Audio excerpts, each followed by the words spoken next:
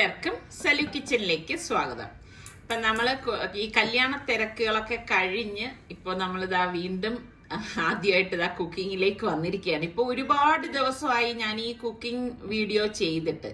അപ്പൊ അതുകൊണ്ട് തന്നെ എനിക്ക് തന്നെ എന്തോ ഒരു ഇതുപോലെ, കാരണം നമ്മൾ ഈ കുക്കിങ്ങുമായിട്ട് നടന്നിട്ട് പെട്ടെന്ന് കുറെ ദിവസം ഇങ്ങനെ ബ്ലാങ്ക് ആയിട്ട് നിൽക്കുമ്പോഴേക്ക് വല്ലാത്തൊരു അസ്വസ്ഥതയാണ് കേട്ടോ. കുക്കിംഗ് ചെയ്യുന്നുണ്ടായിരുന്നു, പക്ഷെ അതൊന്നും വീഡിയോ ആക്കിയിട്ടുണ്ടായിരുന്നില്ലല്ലോ.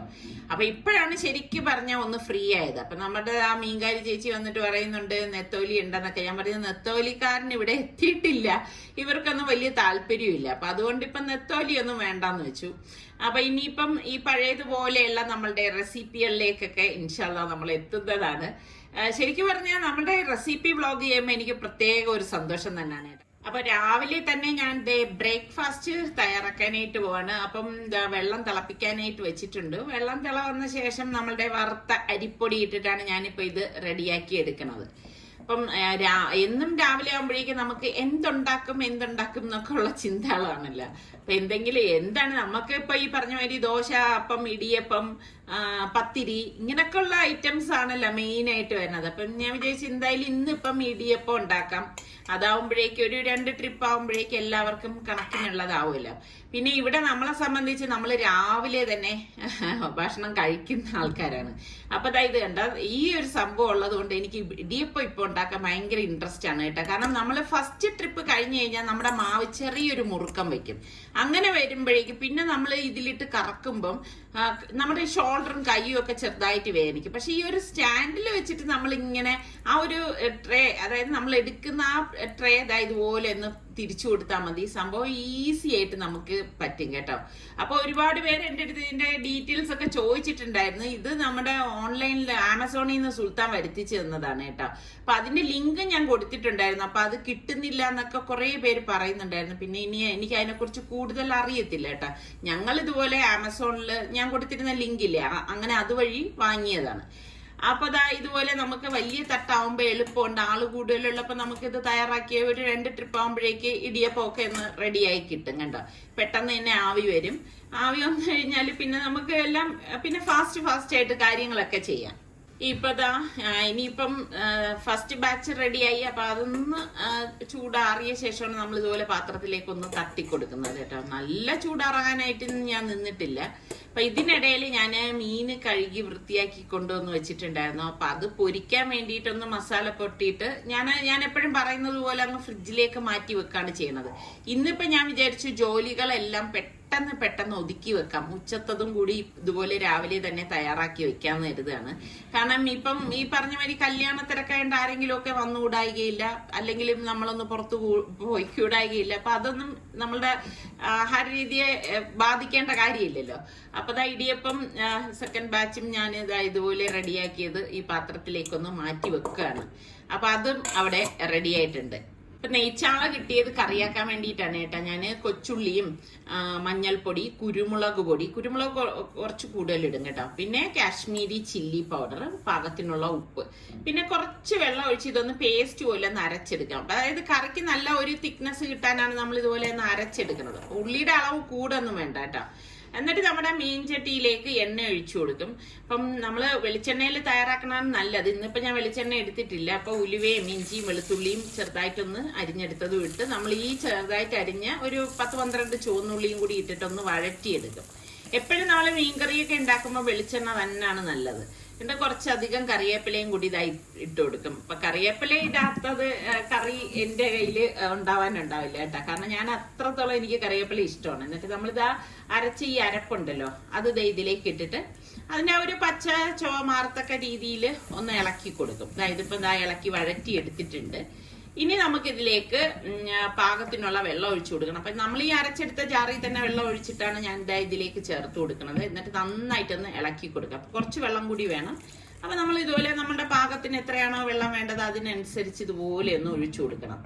ഒരുപാട് ഓവറായി പോകണ്ട കേട്ടോ. വെള്ളം ഒരുപാട് ഓവറായി കഴിഞ്ഞാലും കറിക്ക് അത്ര ഒരു രുചിയൊന്നും ഉണ്ടാവില്ല. പിന്നെ കൊടംപുളി ഒരു 7-8 ചെറിയ കുടംപുളിയാണ് ഇട്ട് കൊടുത്തിട്ട് നമ്മുടെ നെയ്ച്ചാള ഞാൻ വൃത്തിയാക്കിയത് ഇതിലേക്ക് ഇട്ട് കൊടുക്കണം. അതിന്റെ നെയ്യും ഒന്ന് ഇട്ട് കൊടുത്ത് മൂടി വെച്ചൊന്ന് വേവിച്ചെടുക്കാണ്.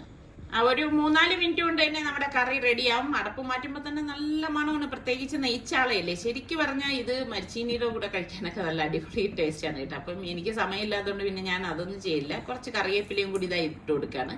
മീൻ കറി ഞാൻ ഇപ്പം അടച്ചൊന്ന് മാറ്റി വെക്കുകയാണ്. അപ്പം ഈ സമയം തന്നെ ഞാൻ ചോറ് വെക്കാൻ വേണ്ടിയിട്ട് അരിയൊന്ന് കഴുകിയെടുക്കാണ്. എല്ലാം പെട്ടെന്ന് ജോലി ഒതുക്കി കഴിഞ്ഞാൽ നമുക്ക് ഫ്രീ ആയിട്ട് ഇരിക്കാമല്ലോ. അതുകൊണ്ടാണ് ഇന്നിപ്പോൾ രാവിലെ തന്നെ ഞാൻ എല്ലാ ജോലിയും പെട്ടെന്ന് അങ്ങ് ഒതുക്കി മാറ്റുന്നത്. ഇപ്പൊ പലരും എൻ്റെ അടുത്ത് ചോദിച്ചിട്ടുണ്ട് പ്രഷർ കുക്കറിൽ എങ്ങനെയാ ചോറ് വെക്കുന്നതെന്ന്. ഞാൻ ഒരുപാട് പ്രാവശ്യം കാണിക്കുന്നതാണ് കേട്ടാ. ഞാൻ ഇങ്ങനെ ഈ ഒരു രീതിയിലാണ് ചോറ് റെഡിയാക്കി എടുക്കുന്നത്. എനിക്ക് ഓരോരുത്തർ ഉപയോഗിക്കുന്ന ഒരു രീതിയാണല്ലേ, എനിക്കിതാണ് കംഫർട്ട്. അപ്പൊ ഒരു അരമണിക്കൂർ ടൈം കൊണ്ട് തന്നെ നമുക്ക് ചോറും റെഡിയാവും. അപ്പൊ ഞാൻ വിചാരിച്ചു ഇഡ്ഡലിക്ക് വെള്ളത്തിൽ ഇടാം ഉഴുന്ന്.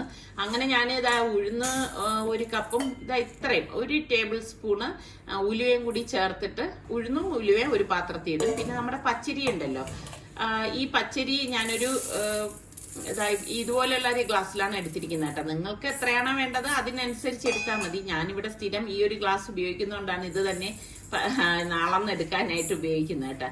അപ്പം ഞാൻ ദാ ഇവിടെ ഇപ്പൊ ഒരു 3 ഗ്ലാസോളം പച്ചരി എടുത്തിട്ടുണ്ട്. അപ്പം ഇതാണ് നമുക്ക് പച്ചരിയുടെ ഉഴുന്നിന്റെയും ഞാൻ എടുക്കുന്ന കണക്കെന്ന് പറയുന്നത്. കണക്ക് പലരും ചോദിക്കുന്നുണ്ടാണ്. എന്നിട്ട് ഇതാ ഒരു കൈപ്പിടി നമ്മൾ ചോറ് വയ്ക്കുന്ന അരി, ഇത് ജയാരിയാണ് കേട്ടോ. എന്നിട്ട് ഇത് രണ്ടും കൂടിയിട്ട് ഇനിയിപ്പം ഇതുപോലെ സെപ്പറേറ്റ് ചെയ്ത് തന്നെ ഒന്ന് കഴുകിയിട്ട് നമ്മൾ വെള്ളം ഒഴിച്ച് മാറ്റി വെക്കുകയാണ് ചെയ്യണത്. അപ്പൊ ഞാൻ വിചാരിച്ചു ഇതിപ്പം വെള്ളത്തിലിട്ട് കഴിഞ്ഞാൽ ഒരു വൈകുന്നേരമൊക്കെ ആകുമ്പോഴേക്കും നമുക്ക് അരച്ചെടുക്കാമല്ലോ. അപ്പൊ പിന്നെ നാളെ എന്ത് ബ്രേക്ക്ഫാസ്റ്റ് ഉണ്ടാക്കണം എന്നുള്ള ഒരു ചിന്തയിൽ നിന്ന് അതൊന്ന് ഒഴിവാക്കി കിട്ടുകയും ചെയ്യും.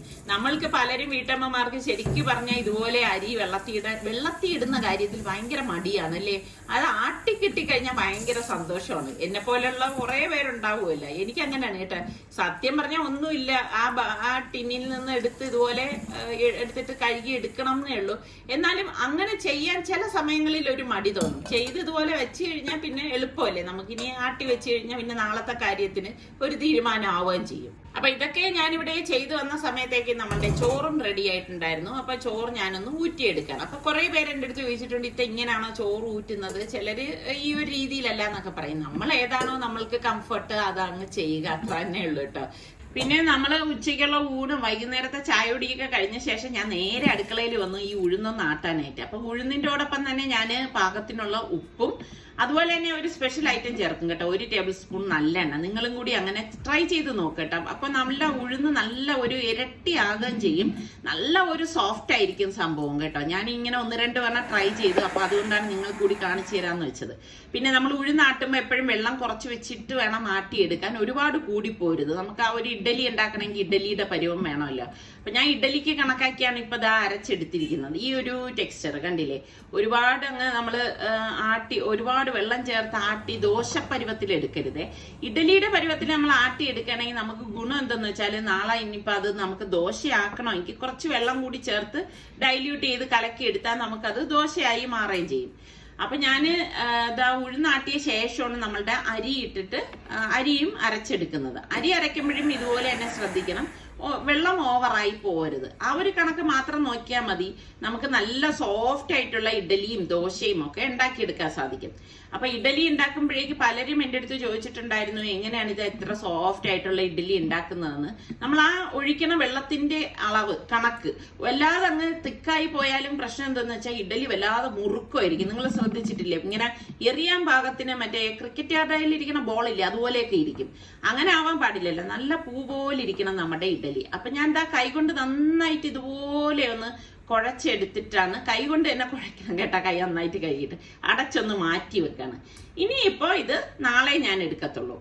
പിന്നെ നമ്മൾ മഗ്‌രിബ് നിസ്കാരമൊക്കെ കഴിഞ്ഞ ശേഷം ഒന്ന് പുറത്തേക്ക് ഇറങ്ങി. ഇത് നമ്മളുടെ കവടിയാർ റൂട്ടാണ് കേട്ടോ. ഈ റൂട്ടിലേക്ക് ഈ ഒരു സമയത്ത് നമ്മൾ വന്നു കഴിഞ്ഞാൽ ശരിക്കും പറഞ്ഞാൽ അതിശയം തോന്നും. ഒരു ബാംഗ്ലൂർ സിറ്റിയൊക്കെ അനുസ്മരിപ്പിക്കുന്ന വിധം നമുക്ക് ഇവിടെ ഫീൽ ചെയ്യും.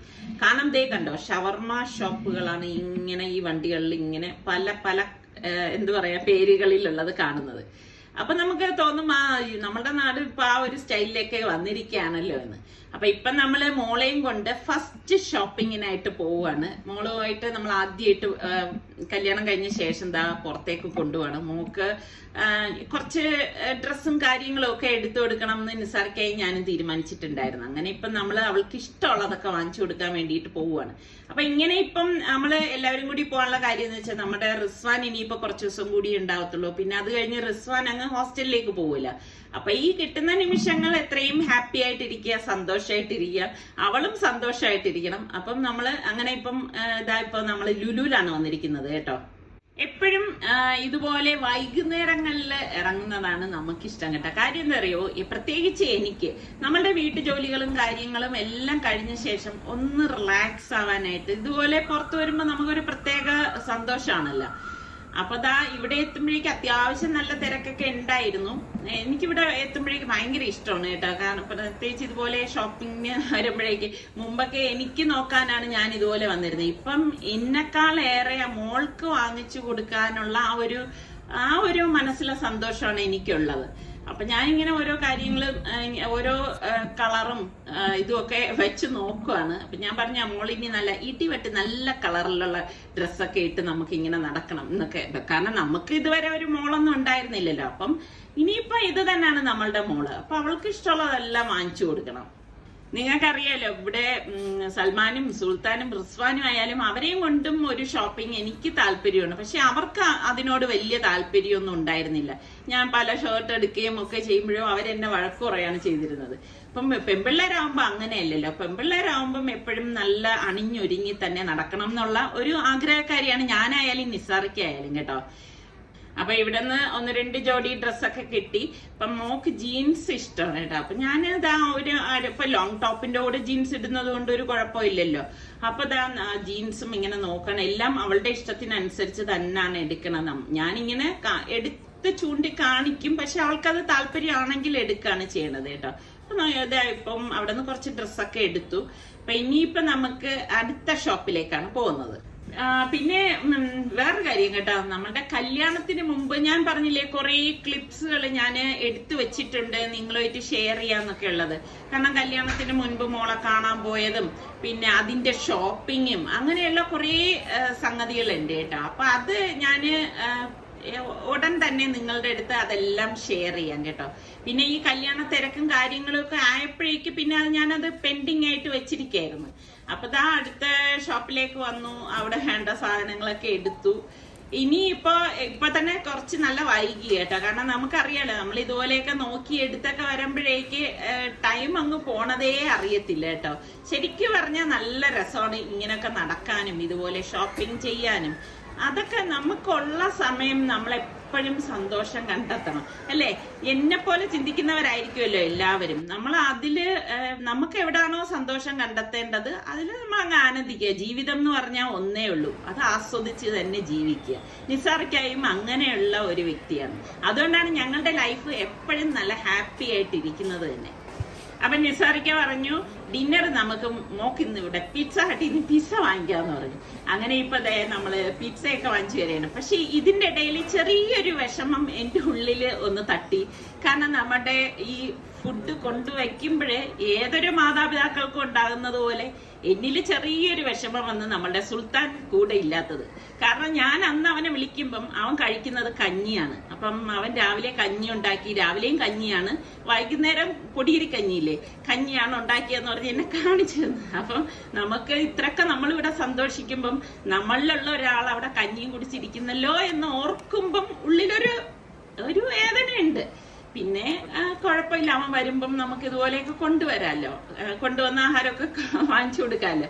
ആ ഒരു സന്തോഷം തന്നെയാണ്. അങ്ങനെ നമ്മള് ഭക്ഷണമൊക്കെ കഴിഞ്ഞ് പുറത്തേക്ക് ഇറങ്ങിയപ്പോ 1-2 പരിചയക്കാരെ കണ്ടു. അപ്പൊ അവരുമായിട്ടൊക്കെ സംസാരിച്ച ശേഷം ഞാൻ പറഞ്ഞു മാക്സില് ഒരു കാര്യം നോക്കാനായിട്ട് ഒന്ന് കയറാന്ന് കരുതിയിട്ട് ജസ്റ്റ് ഒന്ന് മാക്സിലേക്കൊന്ന് കയറാൻ കേട്ടോ. അപ്പം അവിടെ വെച്ചും ഇതുപോലെ 1-2 പേരെയൊക്കെ കണ്ടു. അപ്പൊ അത് കഴിഞ്ഞപ്പോഴേക്കും പ്രത്യേകിച്ച് ഞാൻ നോക്കിയ സാധനമൊന്നും അവിടെ ഉണ്ടായിരുന്നില്ല. അങ്ങനെ ഇപ്പൊ നമ്മള് തിരിച്ചിനിയിപ്പം ഇറങ്ങാണ്. പക്ഷെ ഇപ്പൊ തിരിച്ചിറങ്ങിയപ്പോഴേക്കും ഒത്തിരി ലേറ്റ് ആയിപ്പോയി. ഞാൻ പറഞ്ഞില്ലേ മഗ്‌രിബ് കഴിഞ്ഞാണ് ഞങ്ങൾ ഇറങ്ങിയത്. പിന്നെ ഇവിടെ വന്നിട്ട് ഇറങ്ങുമ്പോഴേക്കും ഒരുപാട് ലേറ്റ് ആയി. അപ്പൊ നോക്കുമ്പോഴേക്ക് ഓൾമോസ്റ്റ് എല്ലാവരും പോയിട്ടുണ്ട്. നിങ്ങൾക്ക് കാണുമ്പോൾ അറിയാം ലുലുവിന്റെ എൻട്രൻസ് അത് ക്ലോസ് ചെയ്തിരിക്കുന്നതുണ്ട്. അത്രത്തോളം ഇരുട്ടി എന്നാണ് അതിന്റെ അർത്ഥം. അപ്പൊ നിങ്ങൾ മുടങ്ങാതെ ഞങ്ങളുടെ വീഡിയോ കാണാൻ ശ്രമിക്കണം. കാരണം കല്യാണത്തിന്റെ വിശേഷങ്ങളൊക്കെ ഇനിയും വരാനുണ്ട്. അപ്പൊ അതെല്ലാം ഇൻക്ലൂഡ് ചെയ്ത് ഉടൻ തന്നെ ആ വീഡിയോസ് നിങ്ങളിലേക്ക് എത്തിക്കുന്നതാണ്.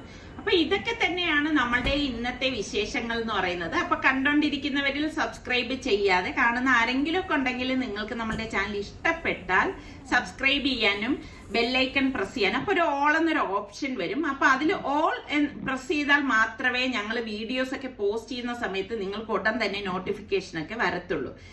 അപ്പോ ഞാൻ പറഞ്ഞതുപോലെ നിങ്ങൾക്ക് ഇഷ്ടപ്പെടുകയാണെങ്കിൽ ലൈക്ക് ചെയ്യാൻ കൂടി വേണം കേട്ടോ. അടുത്ത് നമുക്ക് നല്ല എപ്പിസോഡുമായി വീണ്ടും കാണാം. അതുവരയ്ക്കും എല്ലാവർക്കും ബൈ ബൈ.